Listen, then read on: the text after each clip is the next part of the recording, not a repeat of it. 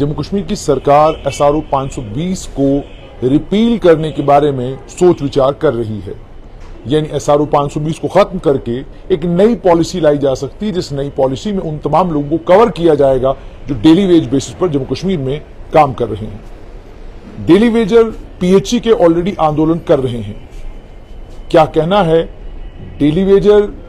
Daily वेजरों का और खासकर PHE के डेली वेजरों का? मेरे साथ नवदीप जी हैं। नवदीप जी, मुझे ये बताइएगा कि सरकार SRO 520 को रिपील करने के बारे में सोच रही है कि इसको खत्म कर दिया जाए और एक नई पॉलिसी लाई जाए, न SRO 64 न SRO 520, एक नई पॉलिसी।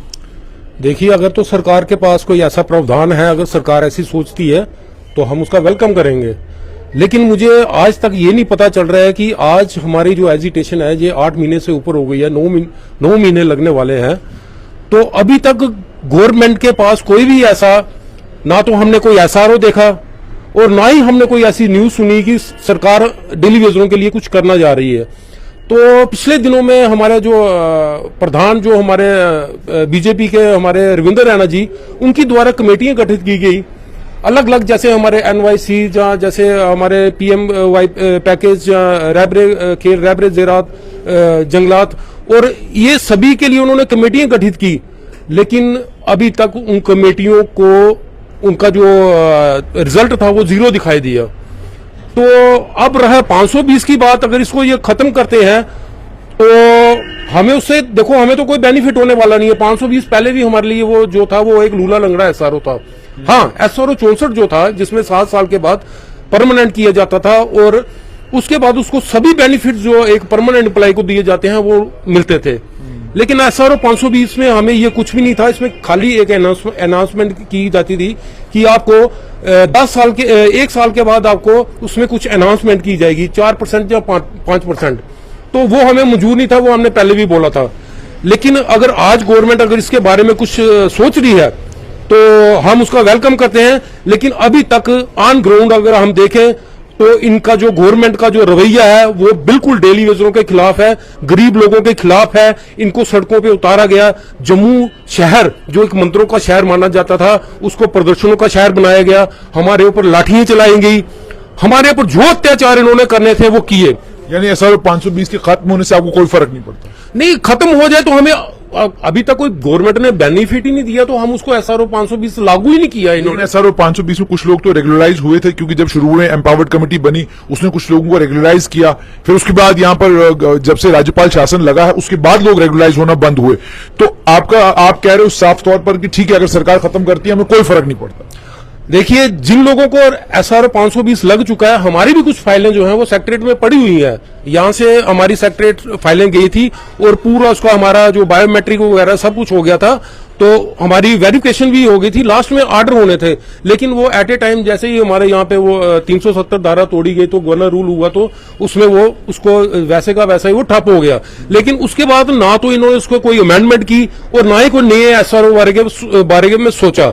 अगर आज भी अगर वो SRO 520 हमें लगाते हैं, हमारा यही कहना है कि हमें डेली वेजरों को उसमें कोई बेनिफिट नहीं है, क्योंकि हमारे 20-25 साल जो हमने इस गवर्नमेंट को दे दिए हैं, इस डिपार्टमेंट को दिए हैं, अगर आज वो रिटायर होने जा रहा है, जिसके 1 साल रह गया, 2 साल रह गया, वो 520 को लेके क्या करेगा? उसका पिछला पीरियड तो सारा खत्म हो गया। अगर SRO 64 लगता है, उसमें 7 साल के बाद क्या है कि उसकी जो पिछली सर्विस है वो गिनी जाएगी और उसमें उसको SRO 64 में कल को उसके उसमें एनहांसमेंट, उसकी जो वेजेस है वो भी बढ़ाई जाएंगी और प्लस उसके जो बच्चों को भी बेनिफिट मिलेगा और आने वाले टाइम में उनको पेंशन भी मिल सकती है। लेकिन SRO 520 तो जैसे वो लूला लंगड़ा, मैंने पहले भी बोला था, इसमें हमें कोई बेनिफिट नहीं है। अगर गवर्नमेंट आज इसको, सरकार SRO 64 को लेकर कहती है कि ये 7 साल के लिए था, 1994 में SRO बना, 2001 में जाकर ये खत्म हो गया, उसके बाद अब ये लागू नहीं किया जा सकता। देखिए, उसमें भी एक बहुत बड़ी एक बात थी। हमने कोर्ट में कुछ हमारे केस भी लगे थे,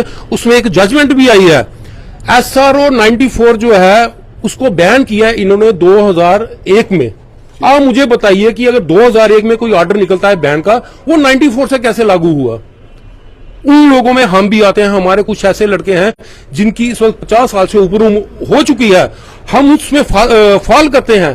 SRO 64 में ठीक है, हम कहते हैं कि इसमें बैन लगाया गया। अगर वो सितंबर 2001 में बैन लगाया गया तो वो हम लोगों को क्यों उसका खमियाजा भुगतना पड़ रहा है? वो 94 से कैसे लगा? और उसके लिए हमने कोर्ट में केस भी किया और उसका हमारे पास जजमेंट भी आई है। उन्होंने बोला कि ये इन लोगों के ऊपर लागू नहीं होता है, इनको SRO 64 लगाया जाए। लेकिन अगर SRO 64 भी अगर इन्होंने खत्म कर दिया हुआ है तो सरकार को कोई ना कोई SRO तो बनाना पड़ेगा ना।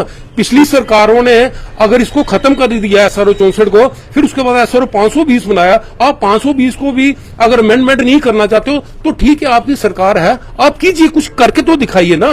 ऑन ग्राउंड तो कुछ भी नहीं हो रहा ना, खाली कमेटियां बन रही हैं और आश्वासन के ऊपर आश्वासन। फिर हमें मजबूर होकर सड़कों पे उतरना पड़ता है। और हमारी कॉल 16 तारीख को दोबारा पानी बंद, जो 72 घंटे की हमारी कॉल काम छोड़ो हड़ताल है, उसमें फिर जम्मू के लोग फिर दोबारा बोलेंगे कि हमारे साथ ये हमें पानी की प्रॉब्लम आ रही है।